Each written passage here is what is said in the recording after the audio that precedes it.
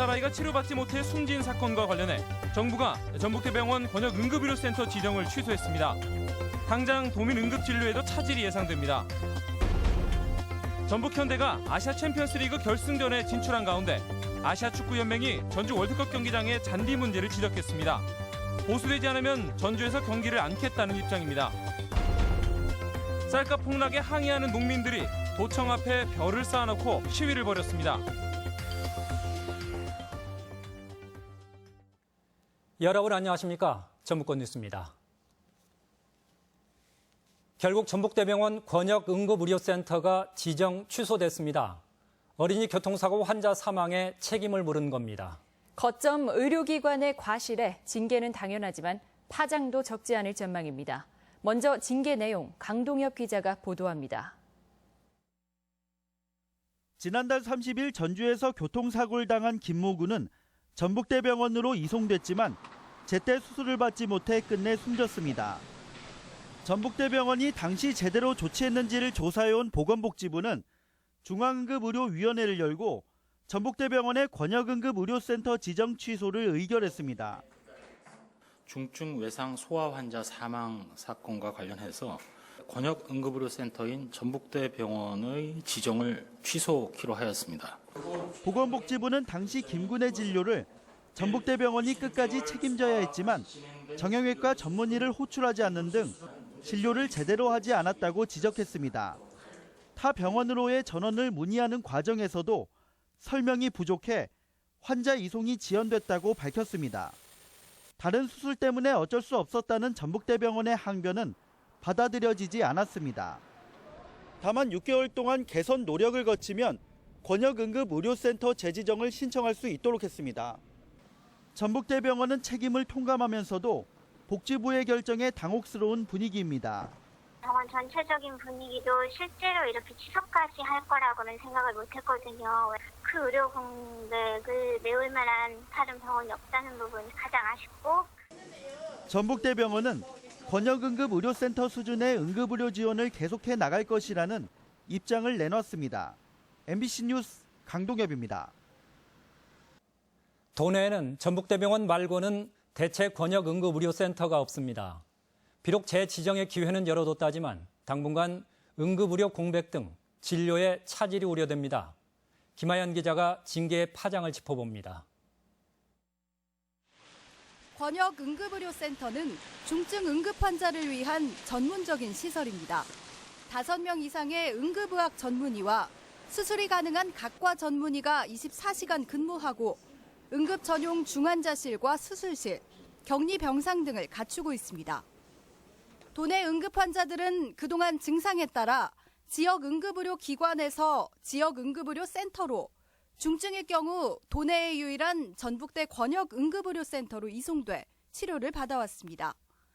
지난해 전북대병원 응급실 환자 3만 1천여 명 가운데 3분의 1인 9,500여 명이 타 병원에서 왔습니다. 뿐만 아니라 지진과 같은 재해가 발생할 때 재난의료지원팀을 꾸리는 재난거점병원도 권역응급의료센터가 담당합니다. 이는 응급의료법에 명시돼 있어 도내에서는 전북대병원만이 이를 수행해왔지만 이번 지정 취소로 법적 근거나 의무가 사라졌습니다. 기관이 없어진다면 도민들에게 응급 환자 진료에 대한 차질이 있을까 봐 우려가 되는 그런 상황입니다. 당장 전북대병원 말고는 다른 대안이 없다는 점도 큰 문제입니다. 원광대병원이 지난해 권역응급외상센터에 선정됐지만 시설은 내년 말쯤 완공될 예정이기 때문입니다. 취소가 돼버리면 나머지 전북 도민 전체가 다 피해를 입어야 하는데 취소라는 것은 좀 과하지 않냐. 권역응급의료센터에 소임을 다하지 못한 전북대병원. 여기에 정부의 지정 취소라는 중징계가 더해져 도민들의 피해로 이어지지 않을지 우려가 나옵니다. MBC 뉴스 김하연입니다. 정부와 도내 자치단체의 이딴 쌀값 대책도 성난 농심을 달래지는 못하고 있습니다. 바닥을 모르고 폭락하는 쌀값에 농민들은 쌀 야적 시위에까지 나섰습니다. 한범수 기자가 보도합니다. 농민들이 도청 앞에 벼포대들을 쌓아 올립니다. 최근 정부가 내놓은 쌀수매 정책이 쌀값 하락의 근본적인 대책이 될 수 없다며 항의의 표시로 벼야적에 나선 것입니다. 정부는 수학기 쌀값 대책으로 100만 톤 수매 계획 마련하라!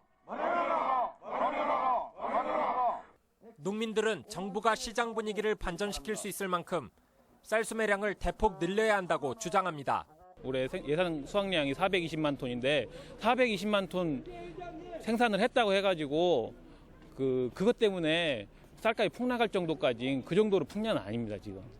매년 40만 톤 이상 외국 쌀을 수입하면서 쌀 시장의 가격 균형이 무너지고 있다며 대책 마련을 요구했습니다. 특히 정부 재고미가 시장으로 유입될 우려가 있다며 대북 지원 등을 통해 시장 격리를 강화할 것을 주문했습니다. 하지만 정부는 올해 초과 공급될 20만 톤 추가 수매 외에 다른 대책에는 소극적입니다. 지금 11월에 실 생산량이 나오면 그거 대상으로 추가 매입을 다시 할 거고요. 가격이 급등한다든지 그런 경우가 생기지 않는 한은 농민들은 오는 25일 정읍과 완주 등을 시작으로 도내 9개 시군에서 쌀 적재 시위를 차례로 이어갈 계획입니다. MBC 뉴스 한범수입니다. 전북 현대모터스 축구단의 아시아 챔피언스 리그 결승전을 전주에서 보지 못할 수도 있습니다. 결승 1차전 장소인 전주 월드컵 경기장의 열악한 잔디 상태가 문제입니다. 이창익 기자가 보도합니다. 전북이 서울을 물리치고 아시아 챔피언스 리그 결승에 오르자 아시아 축구연맹은 지체 없이 구단 측에 전주 월드컵 경기장의 잔디 문제를 지적해왔습니다. 10월 31일까지 경기장의 잔디 질이 개선되지 않으면 승인된 해당 경기장 사용을 철회할 수도 있다는 내용입니다.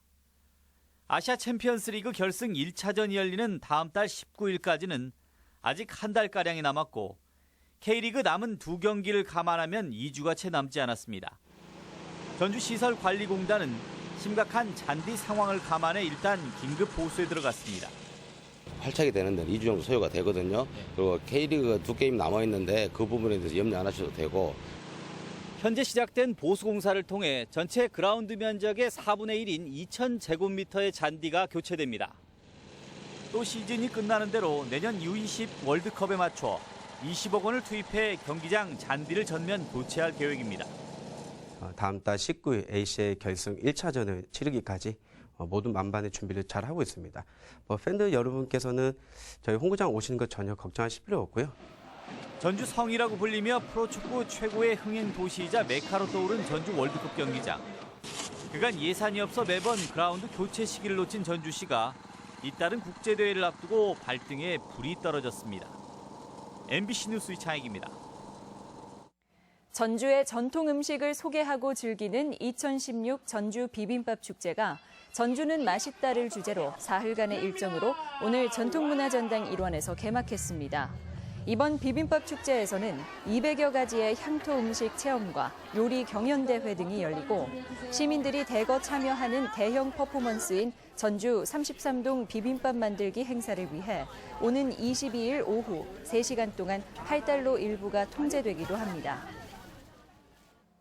전주 MBC 직장대항 축구대회가 육군 35사단과 원광의료원 등 도내 22개 기업과 관공서, 언론사가 참가한 가운데 오늘 개막해 내일까지 전주 비전대학교 등 2개 구장에서 1부와 2부로 나뉘어 경기가 진행됩니다.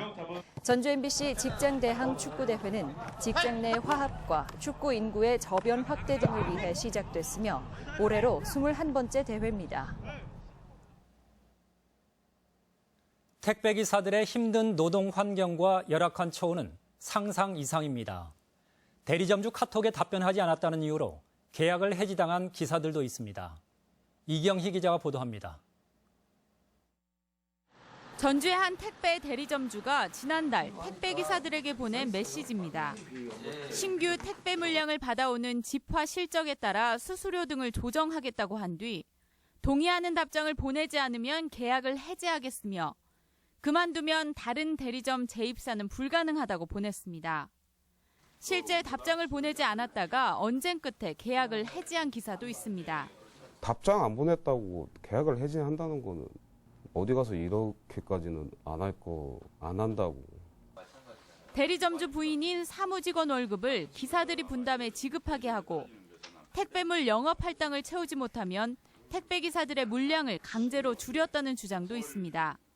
결국 대리점주의 갑질을 이기지 못한 택배기사 6명이 퇴사했습니다. 진짜 처자식 먹이 살리려고요.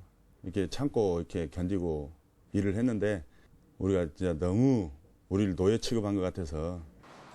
이에 대해 점주는 대리점 영업이 어려워져 합의하에 직원 운영비를 분담했고 계약도 기사가 원해 해지했다는 입장입니다. 너무 어려운 거예요. 제가 한 달 생활하기가 저도 어렵더라고요. 그리고 저도 개인 사업자이기 때문에 세금 내고 뭐 해버리면 없는 거예요. 이게 생활비가.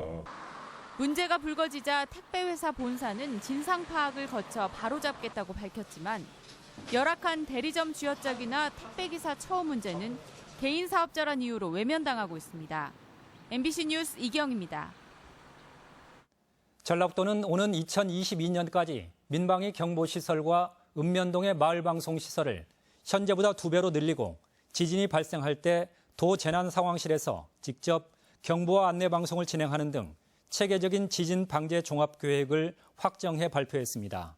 이에 따라 오는 2020년까지 도내 공공시설물 내진 설계율은 70%, 학교시설은 23% 이상 확대하고 지진 대피시설도 500곳 이상으로 늘리기로 했습니다. 군산 생태환경 시민연대회의 등 도내외 10개 시민사회단체들은 오늘 새만금 지방환경청에서 기자회견을 열고 야생생물보호법과 생물다양성 협약에 따라 정부가 새만금 저새 보호대책을 서둘러 마련하고 산업단지 3공군의 원형갯벌 보존을 촉구했습니다. 또 매립이 불가피하다면 공사 전에 대체 서식지를 확보해야 하며 보호대책 없이 공사를 강행할 경우 강력한 저지 방침을 밝혔습니다. 오늘의 간추린 소식입니다. 무주 태권도진흥재단에서 지난 2년여 동안 퇴사한 직원은 36명이나 됐습니다. 도의회 강영수 의원은 재단의 보수가 낮고 정주 여건마저 미비해 퇴사가 속출하고 있다고 지적했습니다. 올 연말 전주에서는 제야의 종소리를 듣기 어려울 전망입니다.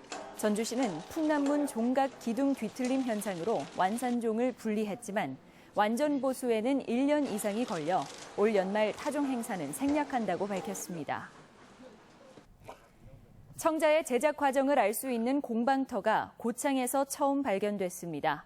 고창 용계리 청자 요지에서 발굴된 공방터는 청자의 제작 과정을 보여줘 제작 공정이 분업화돼 있었음을 확인했습니다. 장애인 바리스타들이 일하는 꿈앤카페가 군산시청 1층 로비에 문을 열었습니다. 군산시 꿈앤카페는 진안군, 완주군, 전주시에 이어 4번째로 중증 장애인 4명을 포함한 5명의 바리스타가 근무합니다. 간추린 뉴스였습니다.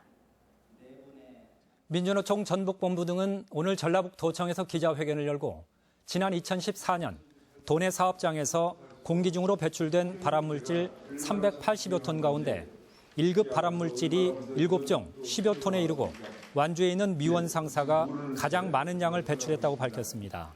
이들은 유해물질 배출 사업장에 대한 정보 공개와 관리 감독을 촉구했습니다. 오늘 오후 12시 반쯤 전주시 고랑동의 한 도로에서 57살 이모 씨가 몰던 휘발유 탱크로리 차량에 불이 나 엔진 부위 등을 태우고 15분 만에 꺼졌습니다. 다행히 인명피해는 물론 휘발유 유출 등의 2차 피해도 없었으며 경찰은 사고 원인을 조사하고 있습니다.